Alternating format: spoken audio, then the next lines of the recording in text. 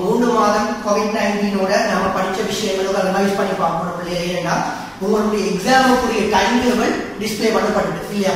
நாளைக்கு வாரம் உங்களோட எக்ஸாம். ஸோ அதுக்குள்ள நாம ரிவிஷன் நோக்கி மூவ் பண்ணுவோம். ஸோ இன்னைக்கு நாம பார்க்க போற ரிவிஷன் வந்து DL6 அதாவது முகாமை கணக்கீடு, மேனேஜ்மெண்ட் அக்கவுண்டிங். DL6 முகாமை கணக்கீடு பிள்ளைகள் மிக முக்கியத்துவம் வாய்ந்த ஒரு அழகு standard costing and variance analysis. நியமக்கிரியவியலும் முரண் பகுப்பாய். நியமக்கிரியவியலும் முரண் பகுப்பாய்.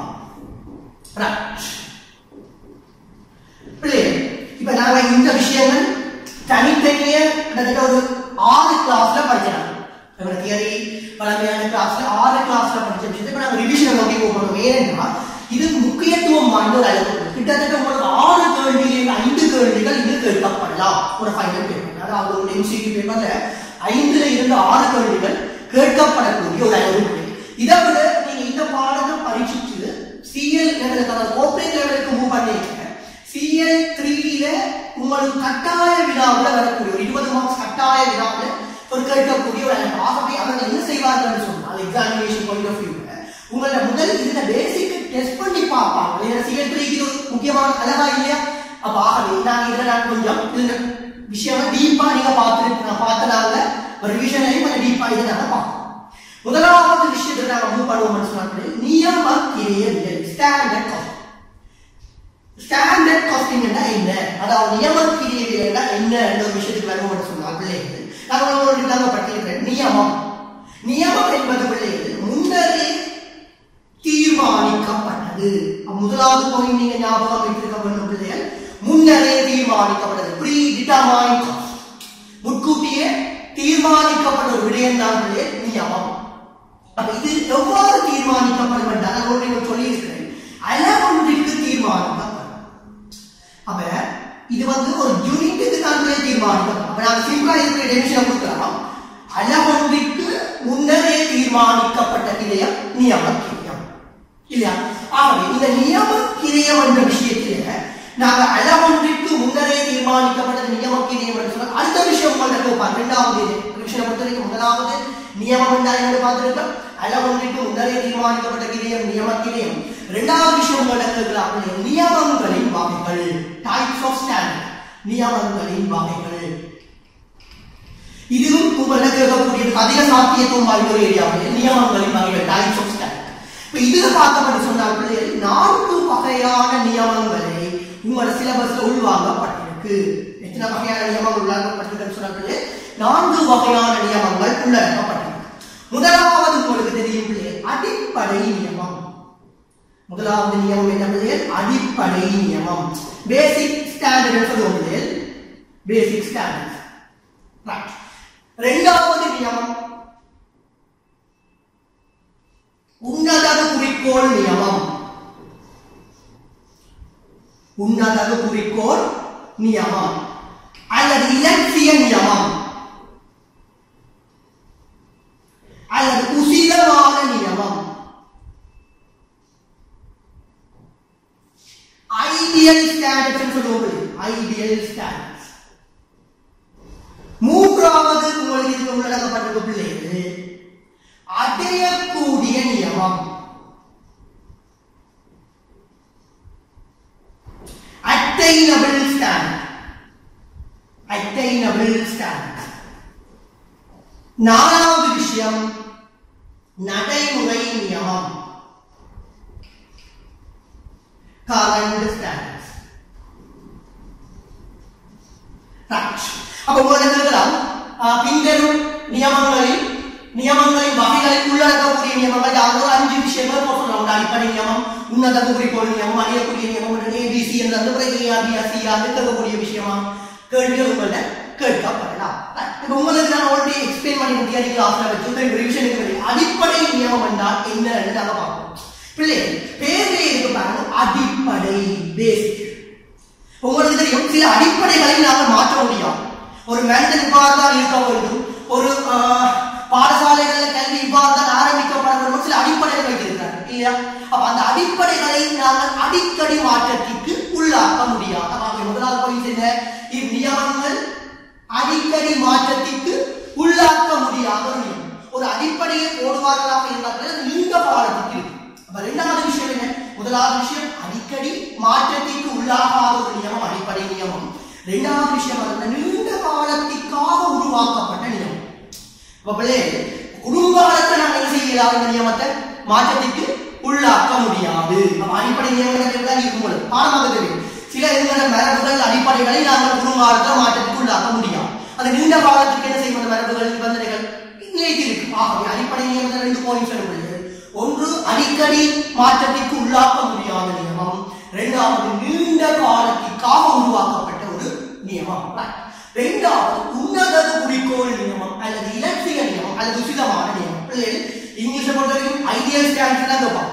ஆனா தமிழ்நாடு இருக்கிறாங்க இதுல 3 பாஸ்பேட் பழைய K2 பொறுத்த வரைக்கும் இப்படி 3 வேர்டிங்குமே அடிக்கடி யூஸ் பண்ணப்படுது. ஆகவே இந்த 3 வேர்டிங்கையும் ஞாபகப்படுத்தி வச்சுக் கொள்ளணும் தமிழ் மீடியக்காக. சோ ஐடியல் ஸ்டாண்டர்ட் என்னன்னு பார்த்தோம்னா பிள்ளைகள் உன்னத குறிக்கோள் பேரு அல்லது இலட்சியம் அல்லது உசிதமான எங்களுக்கு எல்லாம் நிறுவனத்தை ஆரம்பிக்கிற ஒரு நிறுவனத்துக்கு வந்து பிள்ளைகள் ஒரு குறிக்கோள் என்னன்னா 100% முழுமையான வினைத்திறனை பெற்றுக் கொள்ளணும் தான். இப்ப வேலைக்கு போட வேண்டாம். நாங்க நிறுவனம் என்ன எதிர்பார்க்கணும் சொல்ல, இப்ப 8 மணிக்கு நான் வேலைக்கு போகணும்.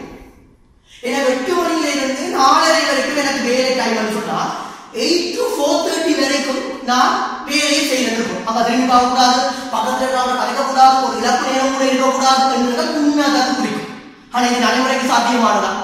அப்படி ரோபோட்டை வச்சுக்கணும் அப்படியான வேலைகள் செய்யலாம். ரோபோ வச்சுக்கணும் நான் அப்படியான வேலைகள் செய்யணும். ஹியூமன் மனிதனுக்கு பொறுத்த வரைக்கும் பிள்ளைகள் சில இடைவெளி சீரான இடைவெளிகள் வழங்குவோம். ஆகவே இது நடைமுறைக்கு சாத்தியமற்ற நியமம். ஆனால் இவ்வாறான நியமங்கள் காணப்பட்டால் நிறுவனம் 100% எஃபிஷியன்சி அதாவது 100% வினைத்திறன்ல தொழிற்படும் என்ற விஷயத்தை நாங்கள் ஏற்றுக்கொள்ளலாம். ஆகவே இதற்கான பாயிண்ட் என்ன வேணுமானாலே உன்னத குறிக்கோள் நிறுவனமானது முழுமையான வினைத்திறன் முழுமையான 100% இல்லையா முழுமையான வினைத்திறனில் இயங்குவதனை குறித்து நிற்கும் நியமம் என்னவாக இருக்கும்? உன்னத குறிக்கோள். அப்ப இந்த நியமத்தின் கீழ் இழப்பு நேரம் இருக்கா? இழப்பு நேரம் 0. அதே மாதிரி பாத்தீங்கன்னா மூலப்பொருள் பற்றாக்குறை இருக்கா?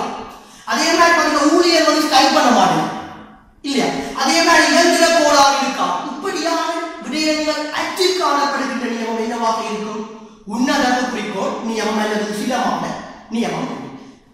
மூன்றாவது அடையக்கூடிய நியமம். நான் சொல்லிட்டு பிராக்டிகலி இம்பாசிபிள். எங்கேயாவது ஒன்று ரோபோஸை வச்சு ரன் பண்ற பிசினஸ் வந்து சாத்தியமாக இருக்கும். ஆனால் மனிதனாக இருக்கிற மனிதன் ஒர்க் பண்ற பிசினஸ் பொறுத்த வரைக்கும் 100% சாத்தியப்படாது. அதனால இதுக்கு ஆப்போசிட்டா யார் வந்தவர்னா அடையக்கூடிய நியமம். இதை என்ன சொல்றாரு? நாம வினைத்திறனாக தொழிற்படுவோம். ஆனா 100% பூரண வினைத்திறனை தொழிற்பட மாட்டோம். கையில பார்ப்போம். இவர் வினைத்திறன் எப்படி சொல்ற? உன்னத குறிக்கோள் முழுமையான வினைத்திறன். ஆனா இவர் என்ன சொல்ற? வினைத்திறனா தொழிற்படுவேன் ஆனா முழுமையான வினைத்திறனை நான் தொழிற்பட மாட்டேன். அப்ப இவர் சொல்ற சில ஏற்பாடுகளுக்கு இதை வழிவகுக்கிறார். உதாரணமா இழப்பு நேரம் இருக்கு. அதே மாதிரி மூலப்பொருள் பற்றாக்குறை இப்ப மின்சாரம் தடைப்படும். அப்படியான விடயங்கள் சாத்தியப்படக்கூடிய நியமம் என்னவாக இருக்கும்? அடையக்கூடிய நியமம் அட்டைனபிள் ஸ்டாண்டர்ட். ஃபைனலி நடைமுறை நியமம். இந்த நடைமுறை நியமம் என்ற பிள்ளைகள் இவருக்கு எதிரான அடிப்படை நியமம். அடிப்படை நியமம் சில அடிப்படையில மாற்ற முடியாது.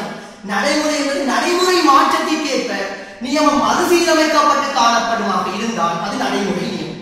அப்ப குறுங்காலத்தில் அடிக்கடி மாற்றத்திற்கு உள்ளாக்கக்கூடிய நியமம் நடைமுறை நியமம். குறுங்காலத்தில் அடிக்கடி மாற்றத்திற்கு உள்ளாக்கக்கூடிய நியமம் நடைமுறை நியமம். இப்ப நாங்கள் முதலாவது மாதிரி நியமம் என்றால் இந்த நியமங்களின் வகைகள் பார்த்திருக்கிறோம். பார்த்து நாங்கள் மூன்றாவது ஏரியாவை மூவ் பண்ணுவோம் பிள்ளைகள். முரண் பகுப்பாய். முரண் பகுப்பாய் பேர் முரண் தமிழ்ல சொல்ற முரண்பாடு. முரண் இங்கிலீஷ் சொல்ற வேரியன்ஸ் அனலைசிஸ்.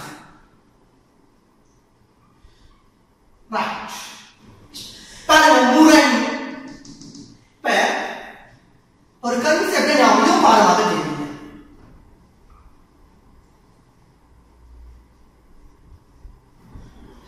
நியமம் உண்மை. நாங்க முன்னரே தீர்மானிக்கப்பட்ட நியமம். சோ அந்த நியமத்தை நாங்க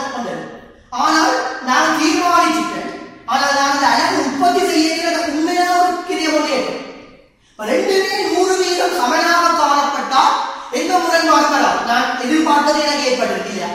ஆனால் 100% சமனாக காணப்படுவதற்கு யாருமே கடவுள் முதலே தீர்மானிக்கப்படணும். அப்ப அங்க சிறிதளவு வேறுபாடாவது காணப்படும் நடைமுறை. ஆகவேதான் அந்த வேறுபாட்டை நாங்கள் என்ன சொல்றோம், முரண்படும் நியமமும் உண்மையும் முரண்படுறது எல்லாத்துக்கு நான் 10 ரூபா முடியும் என்று பார்க்கணும். ஆனா எனக்கு 2 ரூபா முடியும். எவ்வளவு வேறுபட்டு 2 ரூபா சாதகமாக வேறுபட்டிருக்கு. முரண்பாடு வருதா இல்லையா? 2 பேருக்கும் இடையில. ஆகவே நான் சொல்றா நாங்கள் முரண்பாடு முரண்பகுப்பாய்வு என்று சொல்றோம்.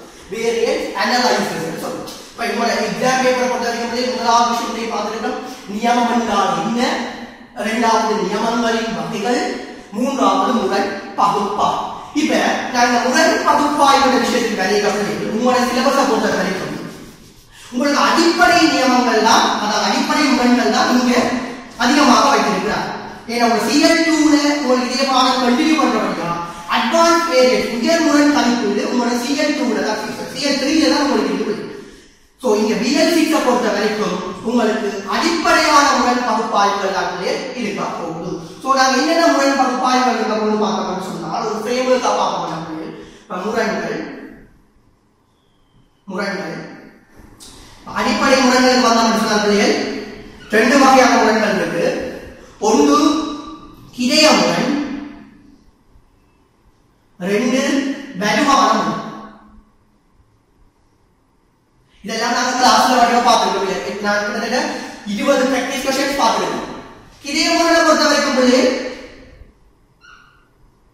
4 கிளைய முரண்கள் இருக்குது. வலுவான முரண் ஒன்றுதான். முதலாவது கிளைய முரண்கள் வந்தவர்கள் சொன்னார்கள் கிளையம். நான் ஒரு கிளைய கணக்கு அறிமுகம் பார்க்கிறாங்க. கிளையத்தை பொறுத்த வரைக்கும் நாங்க நடத்தை அடிப்படையில் 2 வகையாக வகைப்படுத்தலாம். நடத்தை ஒன்று நிலையான கிளையம், 2 மாறும் கிளையம். நிலையான கிளையம், மாறும். பிறகு நாங்க மாறும் கிளையத்தை பற்றி தனி எடுத்து படிக்கிறாங்க. குறுங்கால தீர்மானம் எடுத்தல் ஒரு பாடம் படிக்கிறாங்க. லாப நட்ட மட்ட புள்ளி பகுப்பாய்வு அந்த விஷயங்கள் படிக்கிறாங்க. அதே மாதிரி எல்லை கிரியவியல், உள்ளடக்க கிரியவியல் படிக்கிறது 2 விஷயத்தை டீப்பா படிச்சிருக்கோம் இல்லையா? மாறும் கிரியம் 3 வகைப்படும். நேர்பொருள், நேர்கூலி, மாறும் உற்பத்தி வேண்டல். அப்ப இந்த 2 கிரியத்தையும் நாங்க அனலைஸ் பண்ண போறது நம்மளுடைய கிரியம். அப்ப மாறும் கிரியத்துல 3 பேர் இருக்கிற நிலையான கிரியம் மொத்தமாக கூட 4 பேர் இருக்கிற. சோ நேர்பொருள், நேர்கூலி, மாறும் உற்பத்தி வேண்டலை, ஃபைனல் நிலையான வேண்டல்.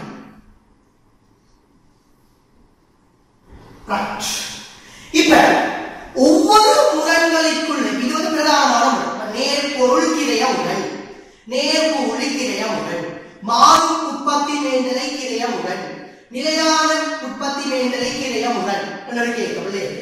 இதுக்குள்ள கிளையங்கள் 2 வகையான முரண்கள் நான் உங்களுக்கு ஃப்ரேம்வொர்க்ல தந்திருக்கேன். இங்க விலை முரண், பாவனை முரண். அதே மாதிரி நாம பொருளுக்கு நேர்பொருளுக்கு விலையை தீர்மானிக்கலாம். ஊழியம் மனிதவளத்துக்கு ஒரு விலையை தீர்மானிக்கலாம், அதுக்கு வீதத்தை தான் தீர்மானிக்கலாம் இல்லையா? சோ வீத முரண். அதே மாதிரி என்ன பாவிச்சதுன்னு சொல்லலாம். ஒரு ஊழியத்தை நான் பாவிச்சுட்டு சொல்லலாம். அவற்றை வினைத்திறன் எவ்வளவு கண்டுபிடிக்கலாம். ஆகவே வினைத்திறன் முரண். அதே மாதிரி மாறும் வேண்டல் வீதம் அல்லது செலவு என்று சொல்லுவோம். அதே மாதிரி வினைத்திறன் முரண் என்று சொல்லுவோம். இங்க செலவு, அதே மாதிரி கனவரம் என்று சொல்லுவோம். இதெல்லாம் நாங்கள் ஆல்ரெடி பார்த்துருக்கோம். கிளையமுடன் பிரதானமாக 4 வகைப்படும். நேர்பொருள், நேர்கூலி, மாறும் உற்பத்தி வேண்டல், நிலையான வேண்டல். நேர்பொருள் 2 பேர் போன்ற வினைப்பாடு 2 கூட்டுத்தொகை என்னவாக வருவாங்க சொன்னால் நேர்பொருள் கிளையமுடனாக வரும். அதே மாதிரி நேர்கூலியின் வீதம் வினைத்திறன் கூட்டுத்தொகை நேர்கூலி கிளையமுடனாக வரும். மாறும் உற்பத்தி வேண்டல் வீதம் அல்லது செலவு அல்லது வினைத்திறன் கூட்டுத்தொகை கிளையமுடனாக வரும். அப்படி நிலையான வேண்டல் செலவு கனவளவு கிளையமுடனாக வரும். அதனால் வருமான முரணை பொறுத்த வரைக்கும் விற்பனை விலை இப்ப வருமானத்தை பொறுத்தவரை எப்படி வருமானம் கிடைக்கும் உங்களுக்கு? நான் ஒரு பொருளை வித்தாதான் எனக்கு வருமானம்.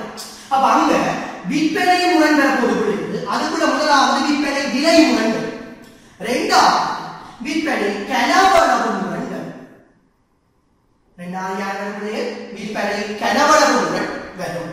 சோ நான் இப்ப அடிப்படையான முரண்கள் இவ்வளவு தான் ஒரு சிலபஸ்ல இதுக்கு என்ன பார்க்கப்பட்டதை சொன்னால் BL6 பொறுத்தவரை உயர் முரண்கள் இருக்கு. அது நான் ஒரு கிளாஸ்ல சொன்னாங்க என்னென்ன உயர் முரண்கள் இருக்கு, அது என்னென்ன விஷயங்கள் CL3ல உங்கள கேட்கப்படும் சொன்னா உயர் முரண்களை பொறுத்த வரைக்கும் பிள்ளைகள் கலவை, அதாவது மிக்ஸ் வேரியன்ஸ் இருக்கு, ஜீல்டு விளைவு முரண் இருக்கு, அதே மாதிரி தொகை முரண் இருக்கு. அப்படியான விஷயங்களை நான் ஆல்ரெடி சொல்லி இருக்கிறேன். பட் ஆனால் உங்களோட BL6ல தேவைப்படாத ஒரு ஏரியா பிள்ளைகள். இப்ப நாங்க முதலாவது முரண் தெரியத்துல முதலாவது முரண் வந்தோம்னு சொன்னாங்க நேர்பொருள் விலை முரண். ஸ்பீட் அலைவர் போனீங்கன்னா நான் ஒரு 8 10 12 5 கிளாஸ்ல படிச்சிருக்கேன். இப்ப ரிவிஷன் தான் செய்யலாம். ஆகவே நேர்பொருள் விலை முரணை பொறுத்த வரைக்கும் நேர்பொருளை வந்து நான் முதலாவது விலை முரணை நோட் பண்ணியது நேர்பொருள் விலை முரண். அந்த பேரிலே பாராம இப்ப நான் எம்ஏல கஷ்டம் சொல்லுவேன். பேரிலே பொருள் விலை யார் முரண்பட போறா? விலை முரண்பட போகுது. இப்ப எங்களுக்கு தெரியும் பிள்ளைகள் ஒரு நான் பொருளை வாங்க வைக்கிறேன். இப்ப நான் இப்ப 2020ஆம் ஆண்டு நிற்கிறேன். இப்ப நான் ஒரு நிறுவனம் வச்சிருக்கேன், ஏன் நிறுவனத்தை வச்சிருக்கேன். இப்ப நான் யோசிக்கிறேன் 2021ஆம் ஆண்டுக்கு நீங்க வந்து செட் பண்ண வைக்கிறேன், நீங்க வந்து தீர்மானிக்க வைக்கிறேன். அப்ப நான் எக்ஸ் என்ற மூலப்பொருளை வாங்க போறேன். அப்ப நான் முன்னரே தீர்மானிக்கிறேன் 1 கிலோகிராம் எக்ஸ் வந்து 20 ரூபாய்க்கு இருக்கும். இப்ப உங்களுக்கு நான் தீர்மானிக்கிறேன் 2020ல எத்தனாம் ஆண்டுக்கு தீர்மானிக்கிறேன்? 2021ஆம் ஆண்டுக்கு தீர்மானிக்கிறேன் 1 கிலோகிராம் எக்ஸ் வந்து 20 ரூபாய்க்கு விற்கப்படும்.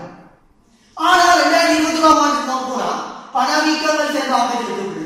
அப்ப 2021ஆம் ஆண்டுக்கு போய் இந்த 20 ரூபாய் சில சமயம் 21 ரூபாயாக மாறலாம் அல்லது 19 ரூபாயாக மாறலாம் இல்லையா? அப்ப முரண்பட போதா இல்லையா? யார் முரண்பட போறா? விலை முரண்பட போதா இல்லையா? இதுதான் விலை முரண். அப்ப இதுக்கு ஒரு ஃபார்முலாவா நாம பார்த்தோம்னு சொன்னாது. இப்ப இதுக்கு ஃபார்முலாவை பார்த்தீங்க, நாம விலையை எப்ப நான் தீர்மானிப்பேன்? ஒரு நிறுவனம் வந்து விலையை வந்து எப்ப தீர்மானிக்கும்? 2 சந்தர்ப்பத்தை தீர்மானிக்கும். ஞாபகம் வைத்துக்கொள்ளும். ஒரு நிறுவனம் வந்து பொருளுக்கான விலையை எப்ப தீர்மானிக்கும்? 2 சந்தர்ப்பத்தை தீர்மானிக்கும். ஒன்று கொள்வனவு செய்யும் போது தீர்மானிக்கும். இரண்டாவது விற்பனை செய்யும் போது தீர்மானிக்கும்.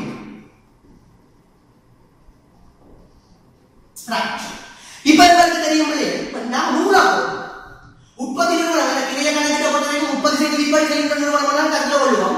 ஆகவே உற்பத்தி நிறுவனங்கள் விற்பனைக்காக மூலப்பொருளை வாங்குவோம், உற்பத்தி நோக்கத்திற்காக மூலப்பொருளை வாங்குவோம். ஆகவே கொள்வனவின் போது விலை தீர்மானிக்கப்படும்.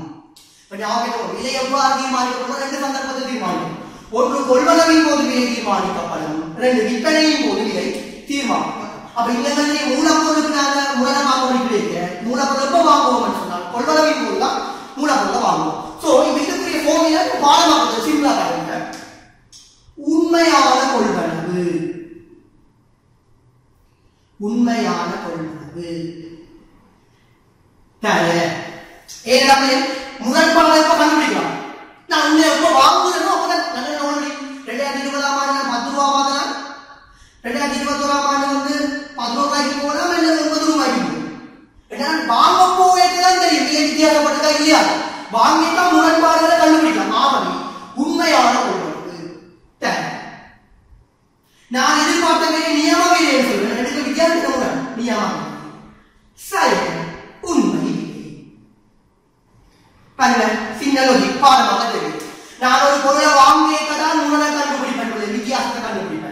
ஆகவே உண்மையான கொள்வனவு தர நியம விலை சரி உண்மை என்னவாக வரக்கூட நேர்பொருள் விலை முரணாக வரக்கூட. இதுல எந்த கஷ்டமுமே இல்லை. நான் கணக்கு பார்ப்போம். நான் முழு சமூகம் உங்களுக்கு தந்தா பிறகு சமன்பாடு பிறகு நாங்க கணக்கை நோக்கி மூவ் பண்ணுவோம். நேர்பொருள் பாவனை முரண். அடுத்த நேர்பொருள் பாவனை முரண். நான் உங்களுக்கு சொன்னா விலை வந்து கொள்வனவின் போது தீர்மானிக்கப்படும்,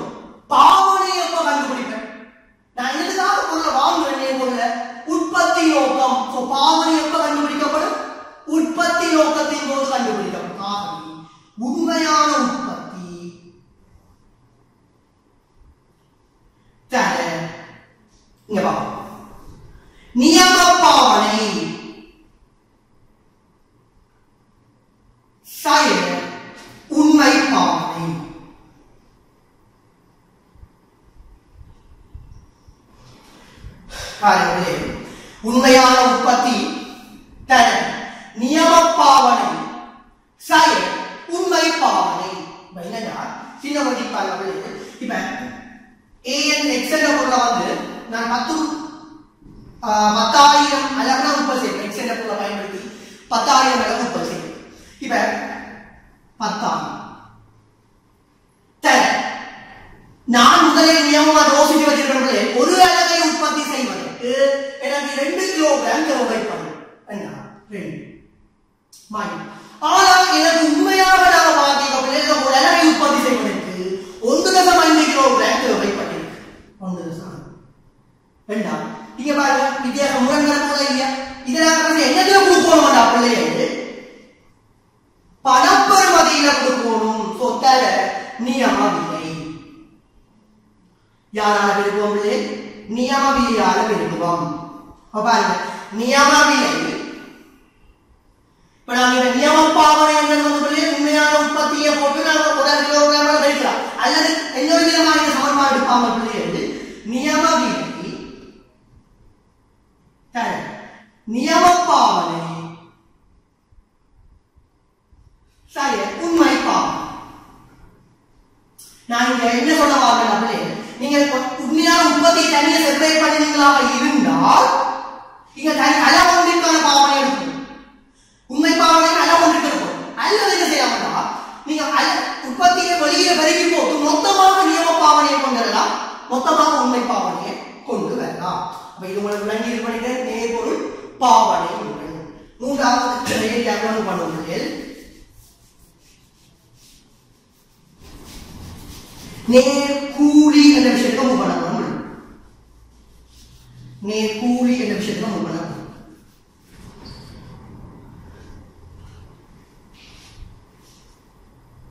நேர்கூலி நான் ஆல்ரெடி உங்களுக்கு சொன்னாங்க. நேர்கூலியில 2 பேர் இருக்கிறேன். ஒன்று வீதமுடன், 2 வினைத்திறன்.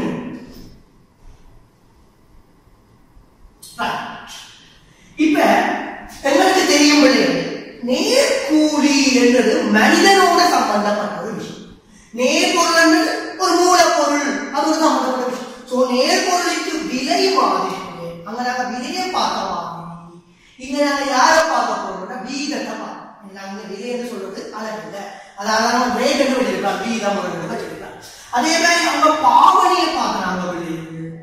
இங்க பாவனைக்கு பதிலா பார்க்க போறது யாரு? வினைத்திறன், திறன் என்று சொல்லுவோம், எஃபிஷியன்சி என்று சொல்லுவோம் இல்லையா? இப்ப அதே ஃபார்முலாவை நான் அப்ளை பண்றேன். நான் எப்ப வீதத்தை போய் யோசிக்கிறேன், முதல் யோசிக்கிறேன். இப்ப நான் ஒரு A என்ற ஊழியர் வேலை நிற்க போறேன்னு யோசிக்க நான் எதிர்பார்க்கிறேன் இவர் ஒரு மருந்தியாளருக்கு 1000 ரூபாய் கொடுக்கலாம் என்று அவர் வேலை செய்ய முடிஞ்சா அப்புறம் சொல்லுவார். இப்ப ஒரு மருந்தியாளருக்கு 1200 ரூபாய் தான். ஏனென்றால் சந்தையில் இருக்கக்கூடிய ஊழியர்கள் பற்றாக்குறை, தொழிற்சங்க நடவடிக்கைகள் போன்ற காரணங்களால வீதங்கள் அதிகரிக்கலாம், வீதங்கள மாற்றங்கள் ஏற்படும். அப்ப எப்ப எனக்கு தெரியும் 1000 ரூபாய் 1200 ரூபாய் வந்ததுன்னு சொல்லி அதை வேலை செய்து முடிச்சான். ஆக இதற்கு சமன்பாடு வேலை செய்த மருத்தியானம்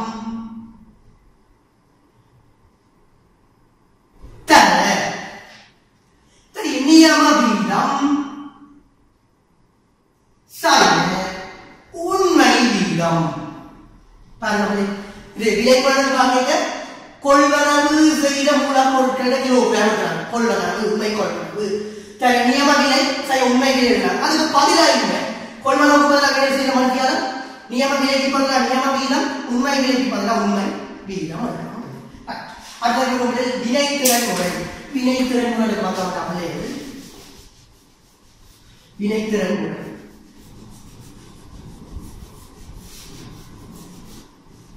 இப்ப பாருங்க, நம்ம பாவனையை ஒத்தது இங்க திறன் பண்ணுங்க. பாவனையை ஒத்தவர் இங்க திறன். இங்க எப்படி பார்க்க போறோம் சொன்னாலே நியம வீதம். நியம வீதம் ஏன் நியம வீதத்தில் படிக்க போறோம்? நியமக்கு எலும்புடன் பகுப்பான். சோ அதாவது ஃபைனலான வேல்யூ ருபீஸ்ல உங்களுக்கு கேட்கக்கூடிய நியம வீதத்தில் இருக்கு. நியம வேலை செய்த மணித்தியானம்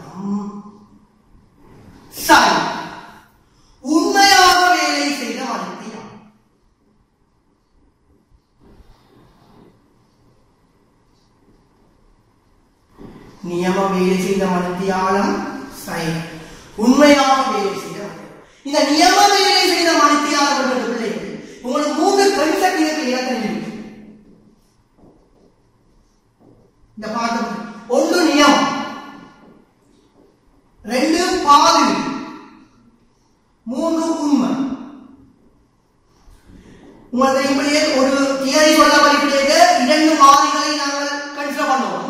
சோ இந்த நியமத்தை பொறுத்தவரைக்கும் ஒரு மாறி உண்மையாகவும் மற்றது எதிர்பார்க்கப்பட்டதாகவும் இருக்கும். நியமத்தை பொறுத்தவரைக்கும் ஒரு ஃபேக்டர் ஒரு மாறி வந்து உண்மையாகவும் மற்றது எதிர்பார்க்கப்பட்டதாகவும் இருக்கும். பாதத்தை பொறுத்தவரைக்கும் 2 மாறிகளும் எதிர்பார்க்கப்பட்டது.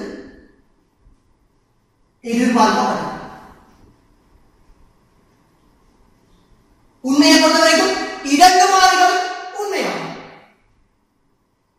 உண்மையானது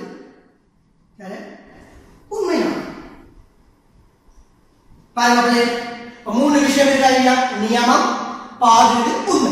நியம வேலை செய்த மனிதர்கள் ஒரு மாறி வந்து உண்மையாக மத்திய மாறி என்று எதிர்பார்க்கப்பட்டதாக இருக்கு. அதாவது முதல் சமன்பாடு பாவனை முறையில் விரிவாக இருப்பது நியம நிலை தர உண்மையான உற்பத்தி காட்டாது 2 சமன்பாடு கொண்டு காட்டார். அதில் இவரை கண்டுபிடிக்க போறாங்க உண்மை உற்பத்தி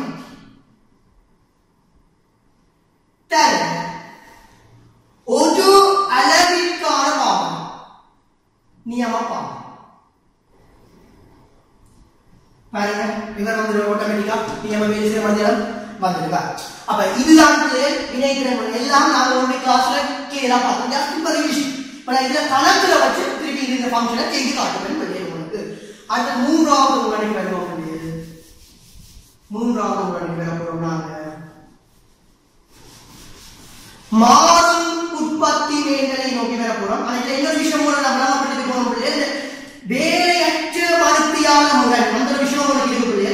இதற்கு கேட்கப்பட்டது குறைவு. ஆனால் பார்ப்போம் வேலையற்ற மருத்தியான முறை. இப்ப இதுல வீதம் வினைத்திறன் பார்க்கிறோம். இந்த வினைத்திறனை என்னதான் தீர்மானிப்பார்கள்? I will வேரியன்ஸ் சொல்லுவோம். வேலையற்ற மருத்தியான அல்லது சோம்பல் நேரம் உடன் சொல்ல முடியும். சோம்பல் நேரம் உடன் சொல்ல இவர் வேலையற்ற செய்திருக்கோம். வேலையற்ற மருத்தியான உடன் வருமாக இருந்தால் இந்த வினைத்திறனுடன் பாதிப்பார். இப்ப என்ன சொன்னால் வேலையற்ற மருத்தியான உடன் என்றால் சின்ன உதாரணம். இப்ப ஏ என்றவர் ஒரு ஆடை தொழிற்சாலைக்கு வேலைக்கு போறாரு.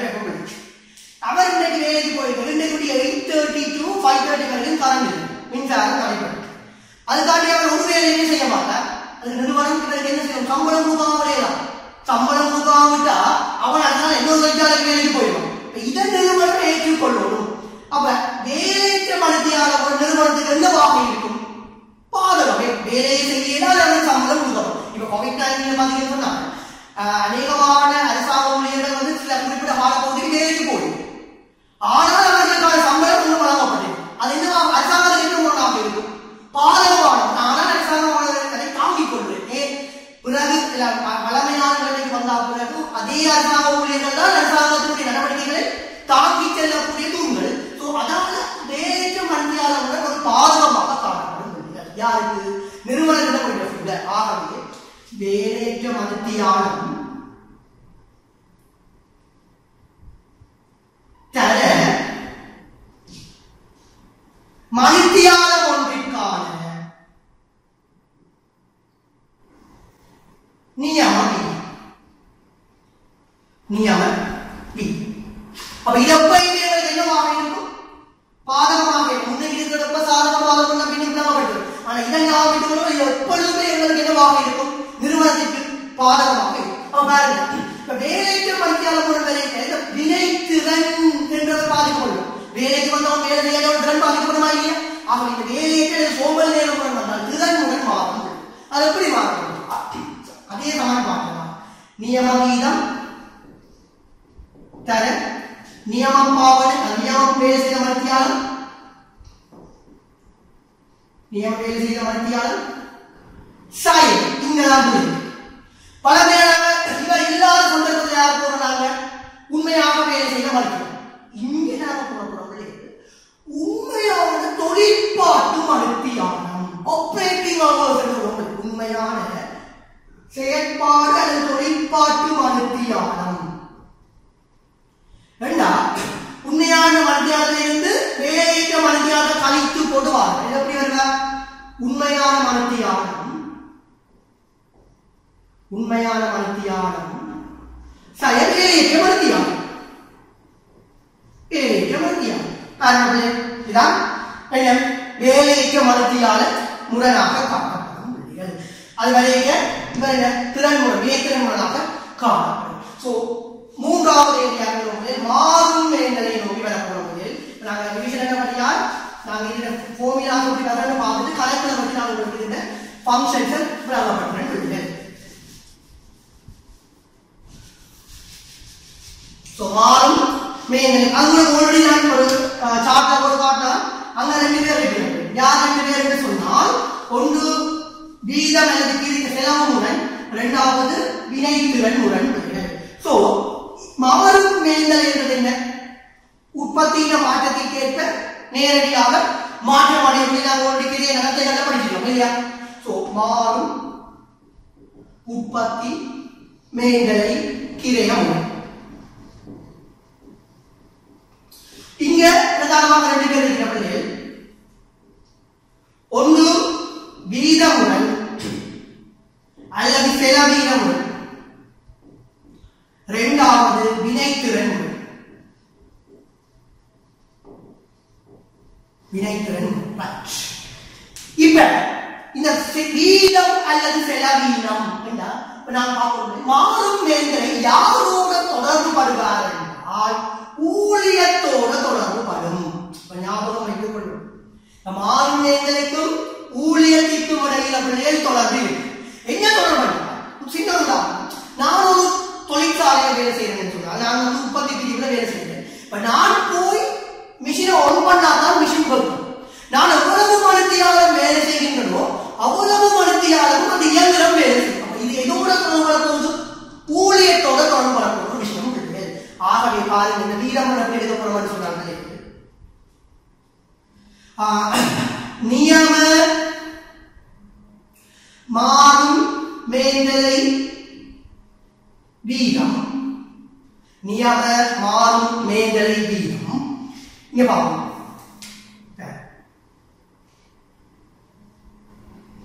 நியம மாறும் மேண்டலைக்கான உண்மையான ஊழிய மருத்தியானம். நியம மாறும் மேண்டலை வீதம் தர நியம மாறும் மேண்டலைக்கான உண்மையான ஊழிய மருத்தியானம். ரெண்டையும் நாங்கள் என்ன சொல்லுவோம் சொன்னாங்க? 2 விஷயத்தை நாங்கள் என்ன கேட்டகரியை கொண்டு வருவோம்னு சொன்னால், நியம மாறும் மேண்டலை கிரையம் சொல்லுவோம். நியம மாறும் மேண்டலை கிரையம் இது ரெண்டும் யாராக கூட நியம மாறும் மேண்டலை கிரையமாக ஊழிய மருத்தியானம். ஆனால் எடுக்கப்படுவா மாறும் மேண்டலைக்கு ஒரு மத்தியானம் கேட்டாலும் எடுக்கப்படும். ஆக இவர் நியம மாறும் மேண்டலை கிரையம் சாய்ந்த உண்மையான மாறும் மேண்டலை கிரையம். இவங்க தந்திருப்பான் அல்லது உங்களுக்கு என்ன தந்திருப்பான்? ஒரு மருத்தியாலத்திற்கான மாறும் மேண்டல் உண்மையான விஷயம் தந்திருப்பான். உண்மையான ஊழிய மட்டும் தந்திருக்க போடுவேன். உண்மையான மாறும் மேண்டலை வீதம் ஒரு மத்தியாலத்தை உண்மையான மாறும் மேண்டலைக்கான ஊழிய மருத்தியானம். நான் வேறே போடுறேன்னா ஊழிய மட்டத்தை நேரில் கொண்டு வர முடியுங்கிற கண்டுபிடிப்போம் என்றதுக்காகத்தான் நான் ஊழிய மட்டத்தை கொண்டு வர முடியும். ஊழியம் என்றதுல தான் யார் தங்கி இருப்பா? மாறும் மேண்டலை தங்கி இருக்கும். என்னுடைய ஃபார்முலா என்ன பண்ணுங்கள்? நியம மாறும் மேண்டலை கிரையம் சய உண்மையான மாறும் மேண்டலை கிரையம். அப்ப உங்களுக்கு தெரியும் எப்படி எடுக்கிறதுன்னு சொல்லிருக்கலாம். இப்ப வினைத்திறன் முறைக்கு வருவோம். வினைத்திறன் முறைக்கு வருவோம். இந்த வினைத்திறன் முறை இப்ப அதே மாதிரி விஷயம். நியம மாறும் மேண்டலை வீதம்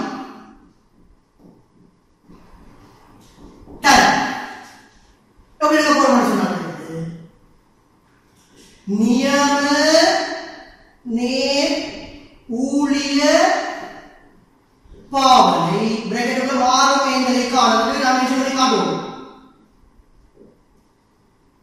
மாறும் என்பதை காணும் சரியா மை உண்மையான நேர் ஊழிய பாவனை பிராக்கெட்ல மாறும் என்பதை காணும் ஊழியத்துல ஒரு லாபம் வரும் அதாவது இன்னும் நம்ம என்ன சொல்றோம்னா ஊழியம் எவ்வளவு மக்கள் வேலை செய்யறாங்களோ அவ்வளவு மக்களும் மிஷின் வைப்பாங்க ஆகவே இதுக்கு வேலை போடணும் மாறும் மேந்தலை காணும்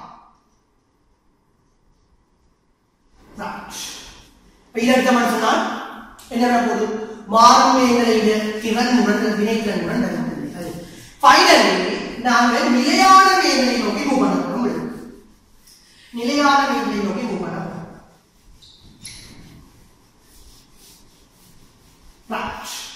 நிலையான மேந்தலையில் ரெண்டு பேர் இருக்க சொன்னாங்க நிலையான மேந்தலையில் ரெண்டு பேர் இருக்கு ஒன்று செலவீனம் ரெண்டு கனவளம் நான் ஒன்றுடைய கிரியமன் சொல்லல கூட்டிக்கட்டு போட்டா கிரியமன் சொன்னா அதுக்கு தனியான சமன்பாடுகள் இருக்கப்படல நாம பேசிக்கான சமன்பாடு பார்த்து கிரியமன்களுக்கான சமன்பாட்டுக்கு மூவ் பண்ணுவோம் செலவீனமுடன் கனவளம் செலவீனமுடன் சின்ன விஷயம் இவ்வளவு நேரமுக்குள்ளே நாம பார்த்தனால நியமத்திற்கும் உண்மைக்கும் இடையிலான வித்தியாசம் முரண்டு பார்க்கணும் இந்த நிலையான மேந்தலை கொண்டவரைக்கும் நியமமும் பாதையும் சமனாக காணும் நாங்க நெகிழ்வு பாதை படித்த ஞாபகம் என்று உங்களுக்கு ஆனா எல்லாத்துக்க நெகிழ்வும் உண்மையை நாம் கண்டுபிடிக்க நிலையான மேந்தலை மட்டும் பாதையுடைய நெகிழ்வாகவும் இருப்பாருன்னு பார்க்கறாங்க இல்லையா பாதையுடைய நியமமாகவும் இருப்பாருன்னு பார்க்கறாங்க என்ன காரணம் நிலையான மேந்தலை உற்பத்தியின் போக்கிற்கு மாற்றம் அடையும் நான் ஒரு பட்ஜெட் பண்ணியிருந்தேன்டா நியமமும் அந்த பட்ஜெட்டுக்கு சமனாகத்தான் காரணப்படுதா சோ செலவீனம் பாதைக்கு நிலையான மேந்தலை சாய உண்மையான நிலையான மேந்தலை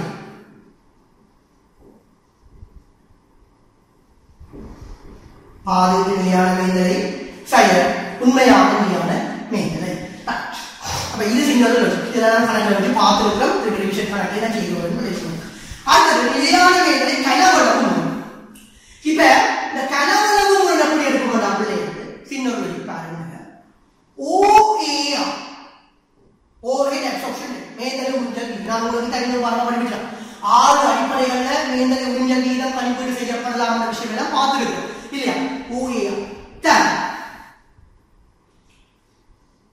பாதைக்கு உற்பத்தி சாய உண்மையான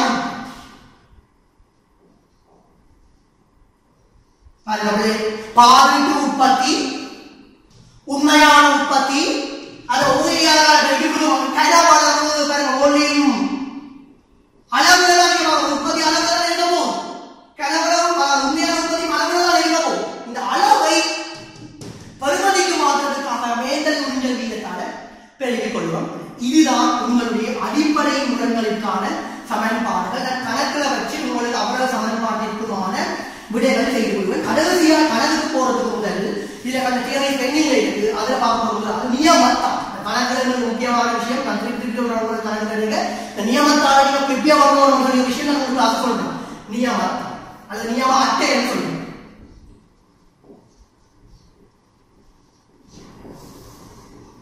இங்க பாருங்க இந்த நியம அட்டை 3 கூறுகளை உள்ளடக்கும் இதான் இந்த 3 கூறுகளை வெளியே எனக்கு தருவாருன்னு சொல்றேன் முதலாவது கூறு பிள்ளைகள் அலகு பாவனை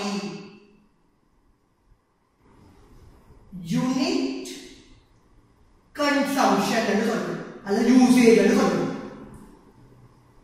அலகு பாவனை இரண்டாவது ஒரு கிலோகிராம் அல்லது ஒரு மணித்தியாலத்திற்கான விலை அல்லது வீதம் 1 கிலோ price per kilogram அல்லது rate per hour மூன்றாவது பிள்ளைகள் ஒரு அளவிற்கான விலை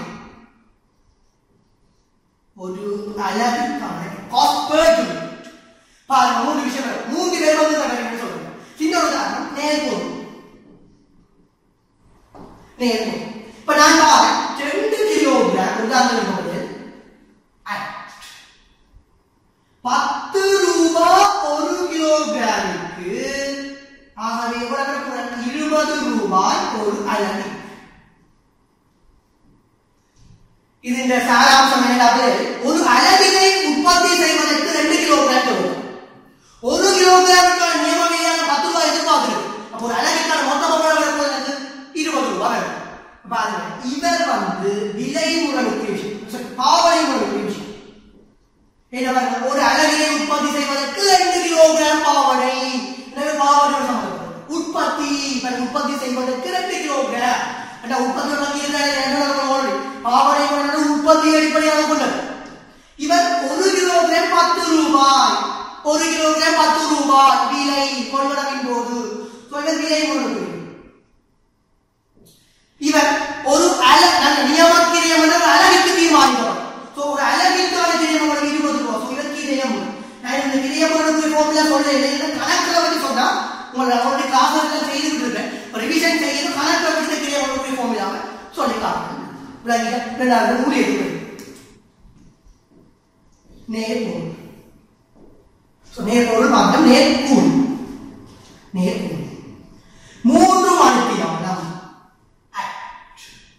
100 ரூபாய் ஒரு மணித்தியாலம். 300 ரூபாய் ஒரு அலகு. இது பாவனை. ஒரு அலகினை உற்பத்தி செய்வதற்கு 3 மணித்தியாலம் திறமையை காட்டுது. ஒரு ஆள் 3 மணித்தியாலம் முடியும் எதிர்பார்த்திருக்கேன். 2 மணி நேரத்தில் செய்யலாம், 4 மணி நேரத்தில் செய்யலாம். இது திறன், வினைத்திறன். இது வீதம். ஒரு மணித்தியாலம் வீதம். இது கிரயம். இப்படி நியமத்தால் நியம அட்டையில விஷயம் உங்களுக்கு கிளியரா வாங்கியிருக்கும். நியம அட்டையில யார் யார் என்னென்ன விஷயத்துக்கு அடுக்கோணமான விஷயம் உங்களுக்கு கிளியரா விளங்கி இருக்கும்.